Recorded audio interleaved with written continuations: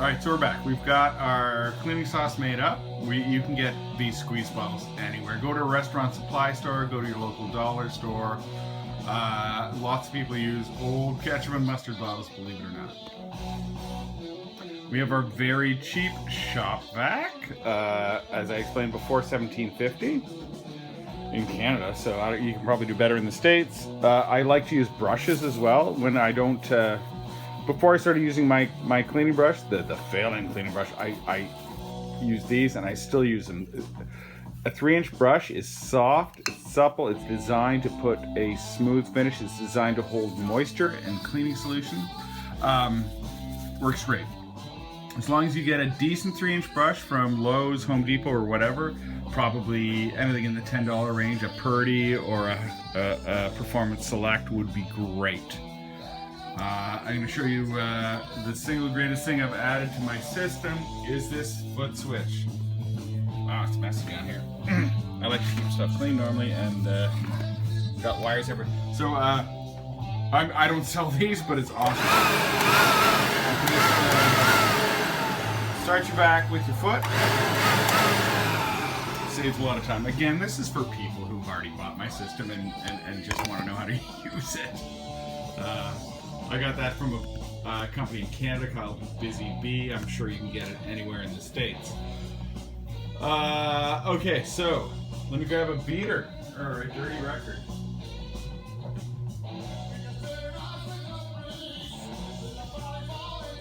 Wow, I got some bad records. Oh, nice. Okay, so we have the Guess Who. Great album, actually. And it keeps up the Canadian theme. Junk. Dirt. No, it's not junk dirt. It's not horrible. It's an old record. It needs to be cleaned. So we pop that on there. We pop our shop back here. I don't think I made it clear in my other videos. Regular small 1.25" shop vacs fit in here. 1.75" shop vacs fit over this. So this will fit any shop vac other than the 2.5" Craftsman shop vacs. But if you happen to have one of those, an adapter is very easily available. In fact, any vacuum will work. Off-the-shelf adapters are very, very common. There's a tapered fit there. That's one of the joys of 3D printing. Okay, so we spin with the puck. You know what, I'm gonna use my brushes because I don't know if these are gonna ever make it to market regularly because there's just too much of a pain in the ass. I start with my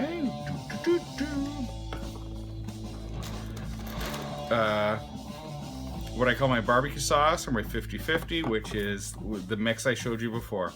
So I'm wetting my brush. Basically, this brush has not been used to clean a record so far, so it takes a little bit of extra fluid just to kind of wick into the base and saturate the brushes. Wow. Has anyone figured out that I'm not a pro yet? I don't do videos, I don't do websites, I don't do easy payment methods. I just love vinyl. And the awesome thing is that all of you guys love vinyl, and I just want to make life easy on you and share my little creation with you. So that is soaking. I wish I had a better camera. Okay, I'm gonna just, sorry. Yeah, no, you can't see it. So there's actually stuff rising to the surface, grit and dirt and whatever. Regular dirty record stuff, which is why this is here. So I can agitate it a bit. Sometimes if it starts to dry out because of, well, alcohol is obviously going to dry out. I'll give it a little bit of an extra wipe. If you're getting moisture under the puck or moisture under the table, it's just because you haven't used this system long enough. After about a dozen records, you'll be a pro. You'll know exactly how much fluid to put on. Won't be an issue. So I dropped this. This is a weaker shop vac, so I've got the valve all the way closed at this moment. Since I just unpacked this one, I've never tested it, but we'll see how it goes.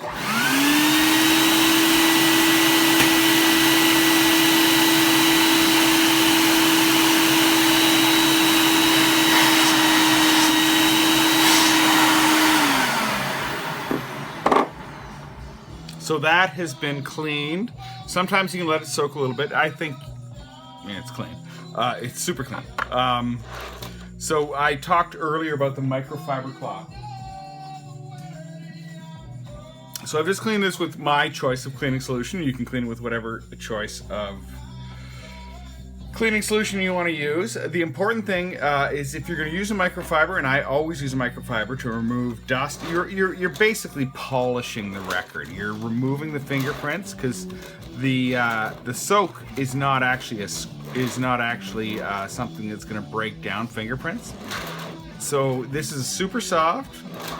You can get these anywhere. They're not a rare thing.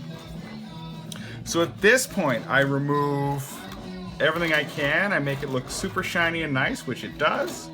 And then I follow up with my distilled water rinse. If you use the microfiber after the distilled water rinse, microfibers are in crazy... people are calling everything a microfiber. And there's some that are so linty that your needle will end up being just covered in lint. This way you are getting the polishing, and then this final rinse with distilled water is actually going to remove any of that lint. You're going to get the polished record. It's going to be all good. I keep a mug here with 2 different brushes. One blue for... 2 different colors for each stage.